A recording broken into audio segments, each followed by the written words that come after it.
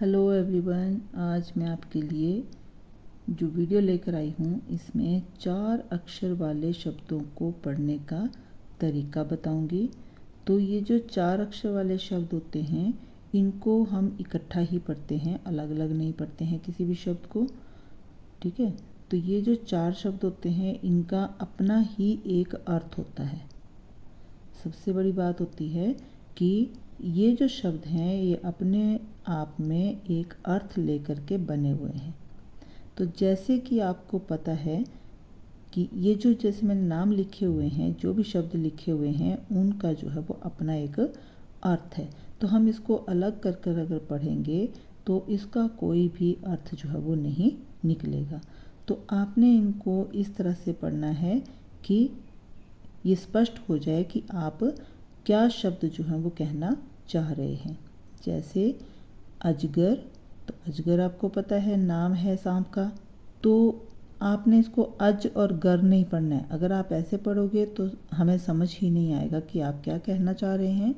तो क्या है शब्द अजगर, बचपन, अदरक, नटखट, हलचल, दहशत,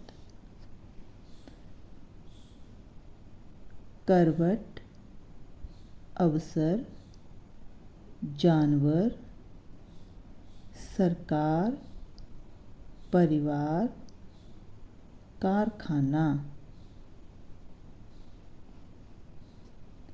जादूगर, मेहनत, अवसर। अब देखिए ये सारे जो शब्द मैंने आपको अभी पढ़ कर के बताए, इन सब में जो है वो अपना एक अर्थ है। छिपकली, सिसकता, पकवान। अगर हम इनको अलग अलग करके पढ़ेंगे, जैसे मान लीजिए ये है हमारे पास अजगर, अगर हम इसको अज और गर पढ़ेंगे तो गलत हो जाएगा। बच और पन पढ़ेंगे तो गलत हो जाएगा, इनका कोई अर्थ जो है वो नहीं निकलेगा।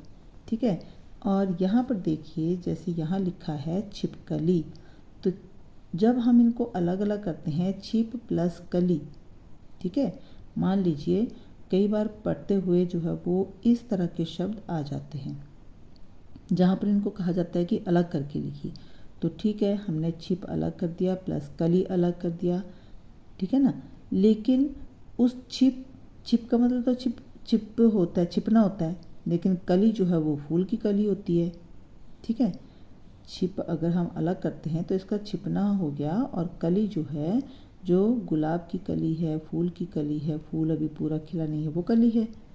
तो फिर इसका तो अर्थ जो है वो बिल्कुल ही अलग हो गया। लेकिन जहाँ पर हमें किसी वाक्य में अगर छिपकली शब्द का प्रयोग करना है तब तो हमें पूरा इकट्ठा ही बोलना पड़ेगा।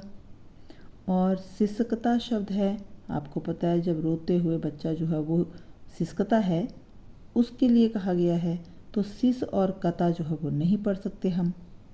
ठीक है, वैसे ही पकवान, पकवान आपको पता है कुछ बनाते हैं, मिठाइयाँ या कोई भी हम इस तरह की चीज़ बनाते हैं खाने के लिए, पकवान, उसको पकवान कहा जाता है। ठीक है, अब देखिए आपके पास ये जो कुछ शब्द यहाँ नज़र आ रहे हैं, जैसे आजकल, खानदान, नवचर। आज और कल, अगर हम आज और कल करते हैं तो इसका मतलब बिल्कुल अलग हो जाता है। खान और दान, इन दोनों का भी अगर हम खान अलग पढ़ते हैं, दान अलग पढ़ते हैं, तो दोनों का अर्थ जो वो अलग हो जाता है। तो जितने भी 4 शब्द वाले जो भी आपके पास शब्द होंगे उनको आपने एक साथ ही पढ़ना है, उनको आपने अलग अलग नहीं पढ़ना, क्योंकि जब हम इन शब्दों को इकट्ठा बोलेंगे तभी हमें इनके अर्थ का पता चलेगा। अब देखिए कुछ शब्द ऐसे होते हैं, जैसे मान लीजिए कोई ऐसी जगह है, ऐसा गांव है जिसका नाम हमने कभी सुना नहीं है, कभी हमने पढ़ा नहीं है। तो ऐसे शब्दों को जब आप बार बार उच्चारण करोगे तब आपको पता चलेगा कि उच्चारण करते हुए आप क्या महसूस कर रहे हैं, उस शब्द का अर्थ आपकी समझ में कुछ आ रहा है। क्योंकि कुछ गांवों के नाम, क्योंकि बहुत सारे हमारे देश में बहुत सारे गांव हैं और उन सभी गांवों के नाम जो हैं वो हमने हो सकता है कभी सुने भी ना हों।